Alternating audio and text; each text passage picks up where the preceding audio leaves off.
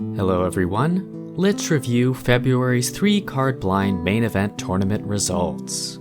This month we had 305 participants, 79 of which were brand new players to the main event. This is a really high ratio of new players to format veterans, so if you're a new player watching this video right now, thank you for trying the format and I hope to see you again next month. This was the first month that cards from Lorwyn Eclipsed were legal in the format, and the set really left its mark in a big way. Although there were many new decks worth considering, like Bayou, Hapatra's Mark, and Moonshadow, by far the greatest impact that Lorwyn Eclipse had on the meta was the introduction of Bitter Bloombearer. Bitter Bloombearer was the second most popular card this month with a 17.70% popularity, which for reference here is a little more than 1 in 6 decks. The card has clear applications in the 3-card blind format because it is a threat that can be cast off of a single land which produces multiple bodies to scale over time. The card is also an homage to Bitter Blossom, which has been banned in the format for a long time now.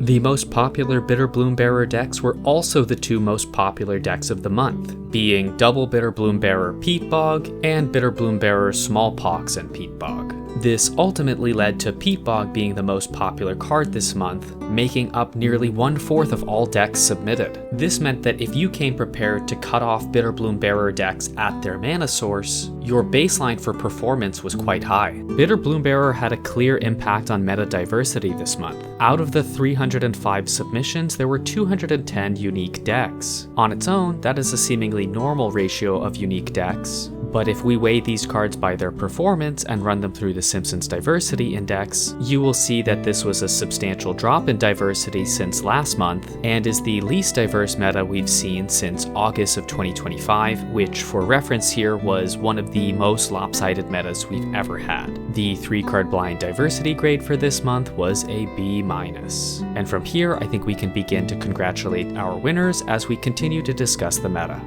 In Novice 4, our winner was 4321 Lewis, who was playing Etched Slith, Peat Bog, and Shrieking Affliction. Etched Slith can eat counters off of opponents' depletion lands, storage lands, and more. With Peat Bog alone representing nearly 1/4 of the meta, Etched Slith was positioned very well to leverage its core strengths. In Novice 3, our winner was Kanye East 345, who was playing Magmatic Hellkite, Orcish Lumberjack, and Taiga. A 4/5 with flying is a powerful threat in its own right in the context of 3-card blind, but the main feature here is that it can destroy a non-basic land when it enters the battlefield. Cards that mess with non-basic lands is going to become an obvious theme as we continue to discuss our winners. In Novice 2, our winner was Kaladin, who was playing Crystal Vein, Lotus Petal, and Magus of the Moon. Magus of the Moon is one of the most classic 3-card blind threats to mess with non-basic lands. It is memorable as an all-or-nothing strategy, and in the context of this month, it leans in the direction of all. In Novice 1, our winner was Likes PvP, who was playing Crystal Vein, Mox Pearl, and Soldier Military Program. If you've been paying attention in recent months, this deck has quickly become one of the most popular decks to contend with. In this month, however, it is worth noting that this deck outraces both Double Bitter Bloombearer as well as Bitter Bloombearer plus Smallpox. And because it only needs to leverage Crystal Vein once, it is immune to a lot of the non-basic land disruption that people brought to target Peat Bog. In Aspirant 3, our winner was A Short Fall of Gravitas, who was playing Bitter Bloombearer, Peat Bog, and Smallpox. This deck was not just some sort of overhyped boogeyman, it is genuinely powerful and can crush pods that didn't come prepared to play against it. In Aspirant 2, our winner was Tumup, who was playing Crystal Vein, Lodestone Golem, and Mana Vault. 3-card blind decks tend to run pretty lean, so adding an additional cost of 1 to your opponent's cards will often lock them out of the game entirely. And of course, in the context of this month, this includes most Bitter Bloombearer decks. In Aspirant 1, our winner was SH41, who was playing Crystal Vein, Magus of the Moon, and Mox Ruby. Out of the 24 decks in this pod, only 2 of them were entirely unaffected by Magus of the Moon's ability. If anyone had forgotten that Magus of the Moon existed in the format, this month will serve as a reminder that the card dominates in metas where non-basic lands are popular. In Contender 6, our winner was Krungum, who was playing Reinforced Ronin, Stormworld, and Undiscovered Paradise. This is another powerful deck we have seen in past months that breaks Stormworld by using cards that return to your hand to break parity on it. In Contender 5, we had a tie between Kermunism and Speed MTG, who were both playing Mox Sapphire, Mutavault, and Tideshaper. And here again we are seeing a winning deck with the defining characteristic of targeting non-basic lands. This was a clear weak point of the Bitter Bloombearer decks, and it is a weak point shared by so many other decks that it made these strategies safer to run. In Contender 4, our winner was Kilowatt, who was playing Shrieking Affliction, Student of Warfare, and Undiscovered Paradise. Student of Warfare's ability to scale into the late game places pressure on your opponent to react fast, and Shrieking Affliction punishes your opponent for doing so. The combination of two powerful and diversified threats is what makes this a winning deck. In Contender 3, we had a tie between Cyril and Somebody, who were both playing Mox Sapphire, Mutavault, and Tideshaper. I think the trend is obvious here. If you brought cards that disrupted non-basic lands this month, you were probably going to score pretty well. In Contender 2, our winner was KSword44, who was playing Crystal Vein, Mox Pearl, and Soldier Military Program. The density of Bitter Bloombearer decks in this pod was particularly high, which allowed KSword44 to claim free wins against 9 different players. In Contender 1, we had a tie between Barbuzz and Stress Eater, who were both playing